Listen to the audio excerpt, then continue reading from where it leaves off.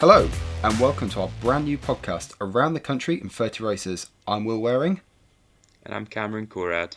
We are here to bring you all the chat, gossip, opinions, and insider information to the world of the BTCC. So we are both huge fans of the British Touring Cars. We live and breathe it. Just like every fan, we want to be as close to the action as possible, but most haven't come quite as close as Cam here.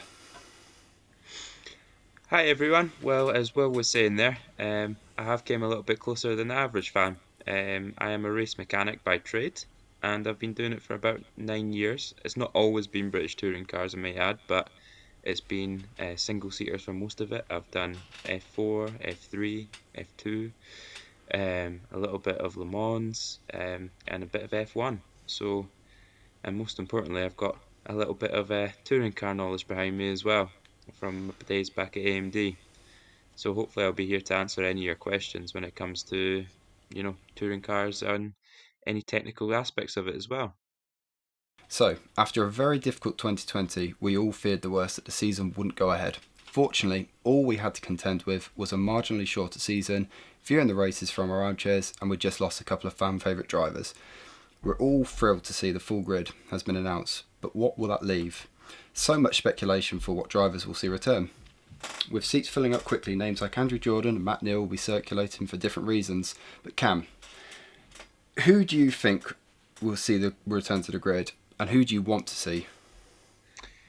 Right. Personally, on this question, I would love to see Andrew Jordan back, for like numerous reasons, but mainly to see like how this Twitter rivalry between WSR comes to light.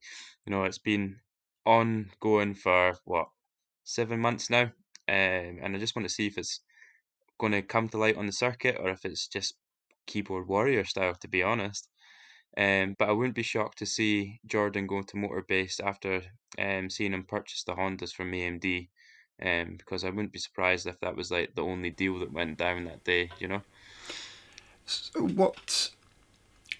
I mean, Andrew Jordan's success at WSR. I mean, it came down to the last day before. But what caused such a rift? Do you know what?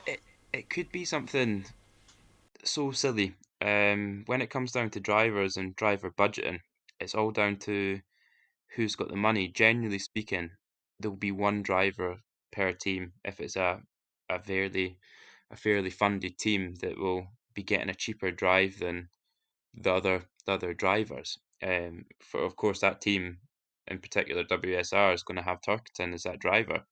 Turkington brings the sponsorship to the team. The driver doesn't have to bring personal sponsors. The people want to sponsor them because they've got Turkington. And it helps that they're manufactured drive as well now. So, you know, that thing's all adding up.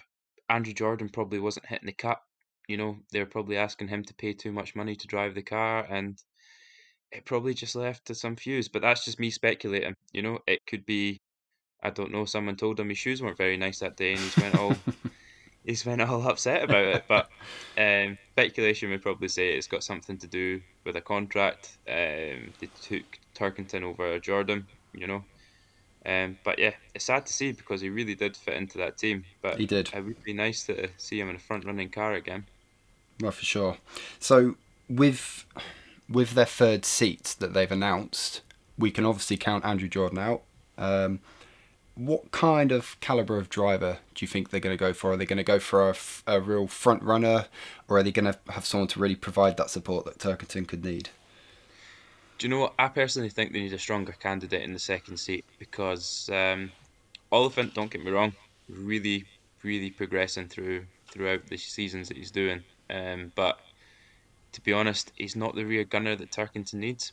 Turkington needed that guy like Andrew Jordan, the risk taker, the guy that was going to make gaps and jump into spaces that just weren't there. And purely because of that, that's how Turkington wins championships. He needs that person defending from behind, so then he can just creep up in all these little tiny points and little things that he can get throughout the season, with other people's errors. And do you know what? I think I think his other teammates are just too far away from him, to help him out there. But um, I think we could be seeing somebody like younger in the car. I would love to see Harry King in it.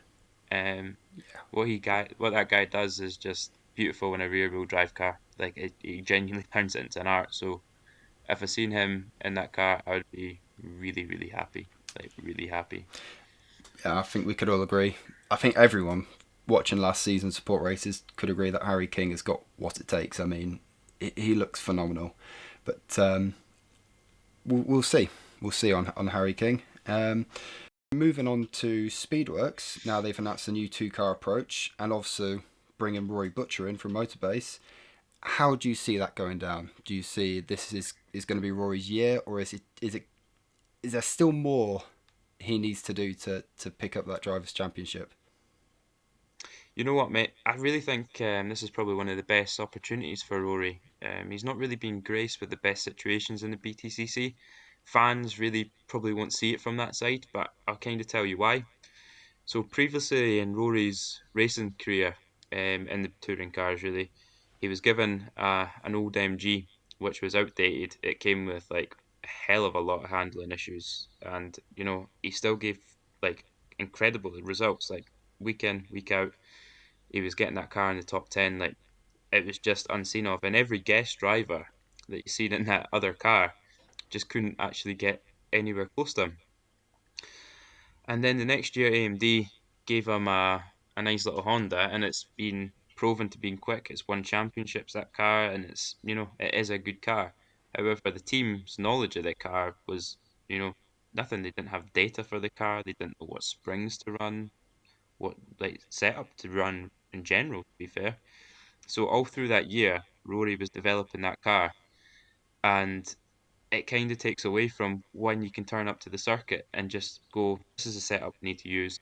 This is what we're going to do on this run, and this is how we're going to approach it. And he wasn't able to do that because there was no testing really, and he was just straight into a car every weekend on the Saturday morning and saying, well, I think this setup kind of works. We'll go with that.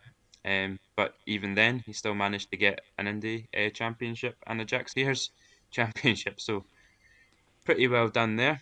And then the 2020 Focus, it was a lovely car.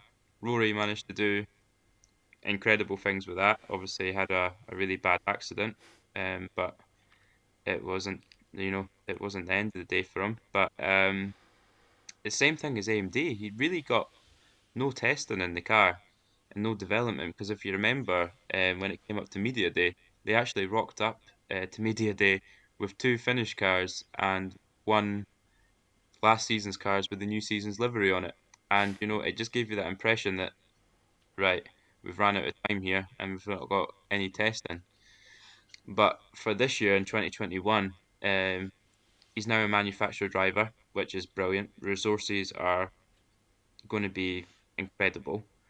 It's an extremely developed car. Tom Ingram, he has done, pretty much all the development in that car. They've been to the circuits. They know what the conditions are like. They know what setup works and what doesn't work. And the other thing is the car is also getting tested by Cosworth for the next year in the hybrid era. So even if it doesn't go very well this year, the car is already developed for next year. So it's really, really good. It's a good stepping stone, and I think if with Rory's driving style, possibly really differently to Tom Ingram's style, I think he's got a chance. Tom Ingram maybe wasn't suited completely right for that car, but I think Rory's driving style might be. So fingers crossed, and let's see what happens for him. Yeah, I mean, Rory came very close last year, like you say, with an untested car and then that awful crash at Silverstone. I mean, his season never really kicked back after that Silverstone crash, but I think in Rory we trust, let's say. But moving on to another fellow Scotsman, Gordon Shedden. Now, do you think we could be seeing him coming back next year? I don't know, to be honest. If I'm completely honest, I think McNeil's thinking of retiring. Um, and the only person to like replace him ideally would be Shedden because his world touring car career, well, never really took off, did it? He was just terrible in the Audi. Not that he's a bad driver, I just don't think it worked for him. The car and him just didn't click, and the team maybe never clicked. But I think if there's only one person to jump into a Honda, it's got to be Gordon Shedden. And you know what? it's just it's just got to be because I don't think his son's quite there to replace Matt if he's thinking of retiring. Gordon's been doing a lot of PR stuff with Honda, and he's also been doing the testing before last season when Matt was in hospital. So I think Gordon's probably up there for the best shot. To be fair, I think he's going to be in that car if no one else is. Now, how detrimental or how much of a positive impact would that have on one Dan Camish for that team then? Uh, to be honest, Dan Camish would probably see it as a positive, because well, they would work off each other. Dan Camish knows that car. Gordon hasn't driven it, so I think with Dan Camish's experience in the car and then Gordon Shedden's overall driver knowledge, especially in the touring cars, they could probably have a really, really good thing going, as long as they work together and not against each other. But saying that, Dan Camish has had Matt Neal's experience as well, and it never, they've came close, but they've not got the cigar yet. So um, maybe switching up and putting Shedden in there would be a good move. You just don't know. So keeping on the topic of Matt Neal, when you talk Matt Neal, only one other name comes up, and that's Jason Play. So I mean, if you love him or hate him, he gets people talking, and we're all thrilled to see that he's announced back for 2021 season officially. We all knew he would. You know, he's been quite publicly saying that he would be back. So he will be back. But so you don't think Matt Neal's going to be there? Would you like to see those two have one more battle? Do you know what? I think it would be good.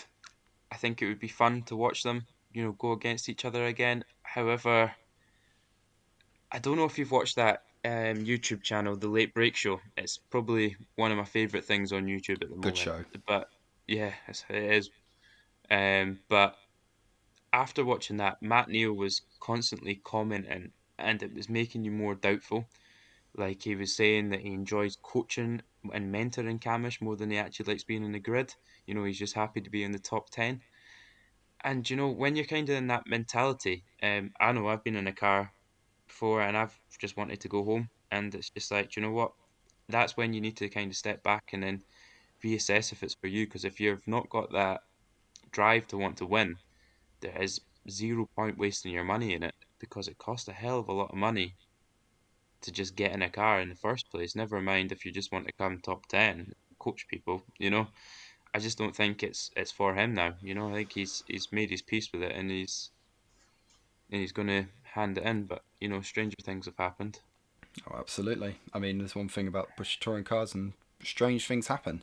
Um, I mean, one thing we'd not really ever seen before, but last year was obviously a strange year, was seeing a team run a different driver for every race weekend. Powermax Racing, obviously. Um, they've got their other seats that they haven't announced. Who do you see taking that seat? Is it going to be one of their drivers from last year, or could there be another shout? Well, in my eyes, you would probably think it makes logical sense to have one of the people that tested the car last year to get in the seat.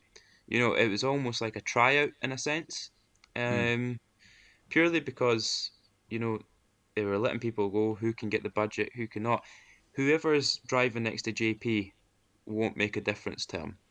It's JP is not one of those drivers. JP is the guy who's going to go for every gap that's there, and the person that comes in second seat, well, unless they're as competitive or they've got the talent, then it's really not going to make much of a difference. So in that sense, I don't know. I'm guessing it could be someone from last year, but I've got no intel on that one to be fair. But let's see. It's literally it's it's all to play for, really, isn't it? Okay, so if I was to ask you, who would you like to see in that seat out of anyone? Oh, oh, that's put me in the spot, isn't it?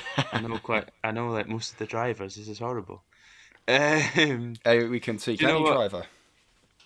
Do you know what? Let's put Jess Hawkins in there because there's another girl on the grid. So let's just keep it like girl friendly and put someone else up there. I agree with that. I mean, Do you know what? She actually done very good. she So did. um, She knows the yeah, car. she knows the car. Might be a good thing if she can get the budget. Yeah, Saying that, absolutely.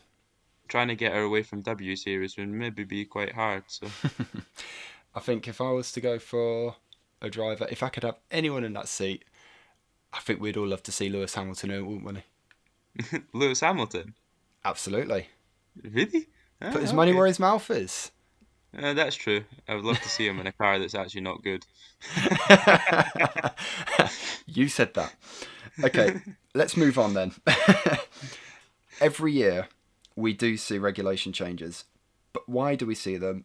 What is the purpose of just these finely tuned little changes every year? I mean, what kind of effect can that have on the teams? Financially, but also mentally for the mechanics.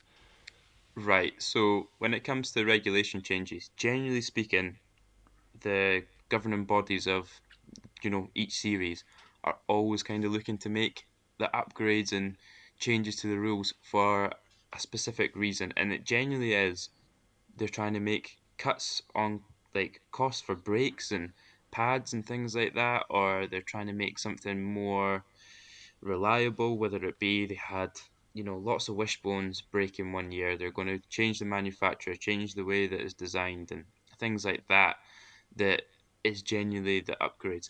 And then when it comes down to regulation changes, it tends to be because there's been a lot of argy-bargy out in the circuit, and it's maybe not good for fans. Like they try to do the F1 qualifying styles, and they're trying to bring that in more, and they're just gauging it on fans' interest and stuff like that. So do you know what? It's depending depending on where you are, whether you're a driver or a team, the regulation changes don't really affect you. The only time that they're going to really affect you is when it comes to something drastic like this new hybrid era, because you're talking big money, you're talking new wiring looms, you're talking potentially chassis changes, you're talking new gearbox, new energy source boxes as well. It's a lot of money to be asking people to be forking out, but the team bosses aren't stupid. That will be coming into the drivers' price tags throughout the years. They've known about it for what, 3 years now?